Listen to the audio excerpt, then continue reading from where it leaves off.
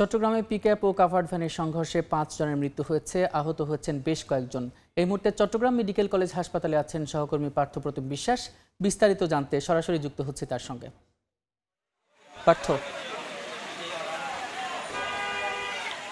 চট্টগ্রামের city gate এলাকায় দাঁড়িয়ে থাকা কাভার্ড ভ্যানকে একটি পিকআপ ভ্যান ভোর রাতে ধাক্কা দিলে ঘটনাস্থলেই কিন্তু ৪ জনের মৃত্যু হয়েছে এবং চট্টগ্রাম মেডিকেল কলেজ হাসপাতালে আনার পর আহতদের আরও একজনের মৃত্যু হয়। সেক্ষেত্রে এখনো পর্যন্ত সড়ক দুর্ঘটনায় কিন্তু ৫ জনের মৃত্যু হয়েছে এবং এই ঘটনায় আরও ৪ জন আহত হয়েছে, যাদেরকে এই মুহূর্তে চট্টগ্রাম মেডিকেল কলেজ হাসপাতালে কিন্তু তারা চিকিৎসাধীন অবস্থায় রয়েছে। এবং ঘটনার খবরটি যখন ছড়িয়ে পড়ে, বিশেষ করে সীতাকুণ্ডের ফৌজদারহাট এলাকার এরা জেলেপাড়ার বাসিন্দা। ভোর রাতে প্রতিদিনের মতো আজকে সকালেও তারা চট্টগ্রামের ফৌজদারহাট থেকে ফিশারিঘাট এলাকায় মাছ কিনতে যাচ্ছিলেন এবং সেই মাছ কিনতে যাওয়া অবস্থায় কিন্তু চট্টগ্রামের সিটি গেট এলাকায় কিন্তু এই সড়ক দুর্ঘটনার ঘটনাটি ঘটে। এবং আমরা ঘটনাস্থলে যাওয়ার পর যেটি দেখেছি, পিকআপ ভ্যানটির সামনের দিকটি পুরোপুরি কিন্তু দুমড়ে মুচড়ে গেছে।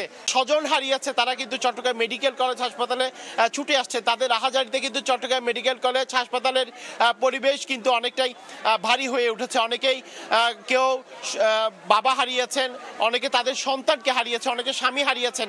আসলে এই ধরনের সড়ক দুর্ঘটনা কোনোভাবেই কিন্তু রোধ করা যাচ্ছে না। বিশেষ করে চালক যারা রয়েছে, চালকদের অতি দ্রুত গতিতে চালানোর মানসিকতা এবং অনেকটা ভোর রাতে ঘুম ঘুম অবস্থায় গাড়ি চালানোর কারণেই এই দুর্ঘটনা ঘটেছে, এমনটি কিন্তু আমরা জানতে পেরেছি। সেক্ষেত্রে এই মুহূর্তে যারা চট্টগ্রাম মেডিকেল কলেজ হাসপাতালে চিকিৎসাধীন অবস্থায় রয়েছে, তাদের মধ্যে ৪ জনের মধ্যে একজনের অবস্থা আশঙ্কাজনক অবস্থায় রয়েছে, এমনটি কিন্তু আমরা জানতে পেরেছি। তো সেক্ষেত্রে বলা যায় চট্টগ্রামে যে সড়ক দুর্ঘটনার ঘটনা ঘটেছে, এই দুর্ঘটনায় এখনো পর্যন্ত ৫ জনের মৃত্যু হয়েছে এবং ৪ জন গুরুতর আহত অবস্থায় চট্টগ্রাম মেডিকেল কলেজ হাসপাতালে চিকিৎসাধীন রয়েছে। তো এই ছিল আমার কাছে এখনো পর্যন্ত চট্টগ্রাম মেডিকেল কলেজ হাসপাতাল থেকে এখানকার সর্বশেষ খবর।